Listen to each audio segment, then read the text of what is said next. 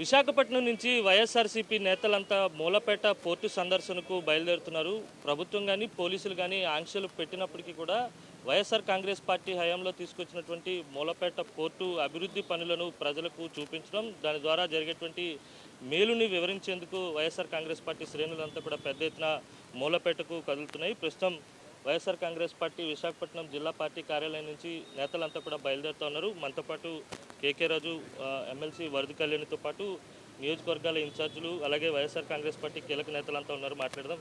Sir, credit చోరీ చేసేటువంటి ప్రయత్నం జరుగుతూ ఉంది. ముఖ్యంగా 70% పనులు మీ హయాంలో పూర్తయితే ఆ క్రెడిట్ని వాళ్ళ ఖాతాలో వేసుకునేటువంటి ప్రయత్నం చేస్తూ ఉన్నారు అధికార పార్టీకి చెందినటువంటి నేతలు. ఎలా చూడాలి?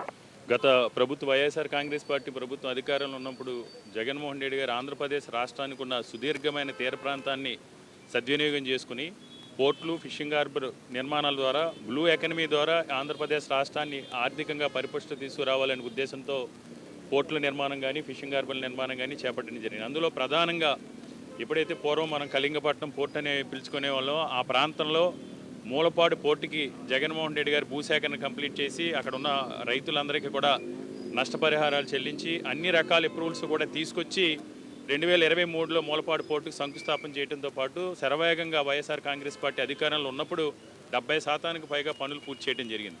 ఈరోజు దురదృష్టవశాత్తు 2024లో కూటమి ప్రభుత్వం అధికారంలోకి వచ్చిన తర్వాత గతంలో ఏదైతే జగన్మోహన్ రెడ్డి గారు జిఎస్ సమ్మిట్లో కానీ అదే దావోస్లో కానీ పెట్టుబడులు తీసుకొచ్చి పెద్ద ఎత్తున ఇక్కడ సంపద సృష్టించే విధంగా జగన్మోహన్ రెడ్డి గారు తొలడిగేశారో వాటన్నిటిలోనే కూడా పూర్తయిన వాటినేమో చంద్రబాబు నాయుడు గారు ఈరోజు మా ఆధ్వర్యంలోనే తీసుకొచ్చాం, మేమే నిర్మించే విధంగా ప్రచారం చేసుకుంటా ఉన్నారు, క్రెడిట్ చోరీ చేస్తున్నారు.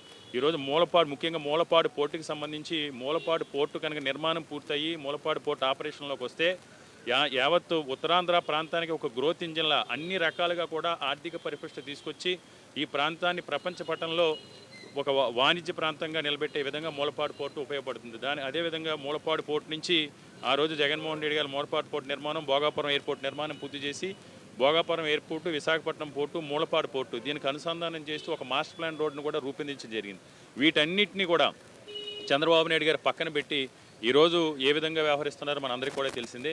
ఏదైతే మూలపాడు పోర్టుకి సంబంధించి ఈ కూటమి ప్రభుత్వం నిర్లక్ష్యంగా వ్యవహరిస్తుందో మూలపాడు పోర్టుని త్వరితగతిన పూర్తి చేయడం ద్వారా ఉత్తరాంధ్ర ప్రాంత అభివృద్ధికి అడుగులు వేయాలని డిమాండ్ చేస్తూ ఈరోజు వైఎస్ఆర్ కాంగ్రెస్ పార్టీ ఆధ్వర్యంలో మూలపాడు పోర్టు దగ్గర, నౌపాడు దగ్గర భారీ బహిరంగ సభని ప్రజల నేతృత్వంలో వైఎస్ఆర్ కాంగ్రెస్ పార్టీ మద్దతు ఈరోజు బహిరంగ సభ నిర్వహించడం జరుగుతుంది. దానికి సంబంధించి ఈరోజు విశాఖపట్నం నుంచి కూడా ఉత్తరాంధ్ర ప్రాంతంలో ఉమ్మడి మూడు జిల్లాల్లో ఉన్న ప్రజాప్రతినిధులందరూ కూడా ఈరోజు చలో నౌపాడ సభకి తరలి వెళ్తున్నాం. అందులో భాగంగా ఈరోజు విశాఖపట్నం నుంచి కూడా మా ఇన్ఛార్జీలందరూ కూడా పశ్చిమ నియోజకవర్గ సమన్వయకర్త మల్లా విజయప్రసాద్ గారు, అదేవిధంగా గాజువాక సమన్వయకర్త దేవన్ రెడ్డి గారు, తూర్పు సమన్వయకర్త ముళ్ళ అప్పారావు గారు, ఎమ్మెల్సీ వరద కళ్యాణ్ గారు, ఇతర జిల్లా పరిషత్ చైర్మన్ గారు అందరూ కూడా వైఎస్ఆర్ కాంగ్రెస్ పార్టీ విశాఖపట్నం జిల్లాలో ఉన్న నాయకులందరూ కూడా ఈ మూలపాడు పోర్టుని త్వరితగతి నిర్మాణం పూర్తి చేయాలి, మూలపాడు పోర్టు మీద చంద్రబాబు నాయుడు గారు చూపిస్తున్న వివక్ష సౌతిప్రేమను పక్కన పెట్టి ఈ పోర్టుని త్వరితగతిని పూర్తి చేయాలని డిమాండ్ చేస్తూ ఈరోజు అక్కడ తరలివెళ్ళడం జరుగుతుంది. మమ్మల్ని అడ్డుకునేటువంటి ప్రయత్నం, ఆంక్షలు పెట్టేటువంటి ప్రయత్నం మరోవైపు జరుగుతుంది. ఎన్ని ఆంక్షలు పెట్టినా వెళ్తారా? తప్పకుండా ఇది ఈ కూటమి ప్రభుత్వం అధికారంలోకి వచ్చిన తర్వాత వ్యవస్థల్ని చేతిలోకి తీసుకుని, ముఖ్యంగా పోలీసు వ్యవస్థను అంతా కూడా చేతిలోకి తీసుకుని వైఎస్ఆర్ కాంగ్రెస్ పార్టీ ప్రజల పక్షాన ఏ పోరాటం చేసినా ప్రజల గొంతుకుని ప్రజల్లోకి తీసుకెళ్లే విధంగా ఈ ప్రభుత్వాన్ని ఏ రకంగా ప్రశ్నించినా సరే ప్రతి దాన్ని కూడా అడ్డుకునే ప్రయత్నం చేస్తున్నారు. ఎందుకంటే వాళ్ళు చేసే అన్యాయాల్ని, అక్రమాలని, దౌర్జన్యాల్ని, భూ స్కాముల్ని, ఈ చేతగాని పరిపాలనని వైఎస్ఆర్ కాంగ్రెస్ పార్టీ తరఫున ప్రజల తరఫున వైఎస్ఆర్ కాంగ్రెస్ పార్టీ ఎండగడతా ఉంటే దాన్ని గొంతు నొక్కే ప్రయత్నం చేస్తున్నారు. ఎన్ని చేసినా ఈరోజు ప్రజాగ్రహం ప్రజలు తెలుసుకుంటే వారిని ఏమీ కూడా వీళ్ళు ఆపే ప్రయత్నం లేదు. వాళ్ళు ఆపినా సరే మేము తప్పకుండా ఈరోజు అక్కడికి తరలి వెళ్ళి అక్కడ ఉన్న సమస్యని ప్రజలందరూ కూడా తెలియజేస్తాం. మీరు చెప్పండి, 30% పనులే పెండింగ్ ఉన్నాయి. వాటిని పూర్తి చేయకుండా క్రెడిట్ చోరీ చేసేటువంటి ప్రయత్నం జరుగుతుంది. ప్రభుత్వానికి సూటిగా ఏం చెప్పాలి? ఒకటే అడుగుతున్నామండి. 70% పనులు మా జగన్మోహన్ రెడ్డి గారి హయాంలో పూర్తయ్యాయి. ఆ మూలపేట పోర్టుకు కావాల్సిన భూసేకరణ అవ్వచ్చు, పునరావాస కాలనీలు నిర్మాణం అవ్వచ్చు, అలాగే వాళ్ళకి పరిహారం ఇవ్వచ్చు, అన్నీ కూడా పూర్తి చేశారు. కేవలం 30% పనులే మిగిలాయి. అది 2024లో మా ప్రభుత్వం రాకపోవడం వలన అది ఆగిపోయింది. అంటే ఎంత నిర్లక్ష్యం శ్రీకాకుళం జిల్లా, ఉత్తరాంధ్ర జిల్లా అభివృద్ధి మీద చంద్రబాబు నాయుడు గారు ప్రభుత్వం చేసిందో మనం అర్థం చేసుకోవచ్చు. ఎందుకంటే జగన్మోహన్ రెడ్డి గారు ఈ రాష్ట్ర అభివృద్ధి కోసం ఎంతగానో ఆ రోజు కృషి చేయడం జరిగింది. మన ఆంధ్రప్రదేశ్ రాష్ట్రం అత్యంత ఎక్కువ తీర ప్రాంతం ఉన్న రాష్ట్రం. 4 పోర్ట్లు, 10 ఫిషింగ్ హార్బర్లు నిర్మాణానికి ఆ రోజు సంకల్పం చేస్తే ఈరోజు వాటిని మధ్యలోనే ఆపేస్తూ ఉండే పరిస్థితి చూస్తూ ఉన్నాము. అలాగే క్రెడిట్ చోరీకి కూడా ప్రయత్నిస్తూ ఉండే పరిస్థితి మనం చూసాము.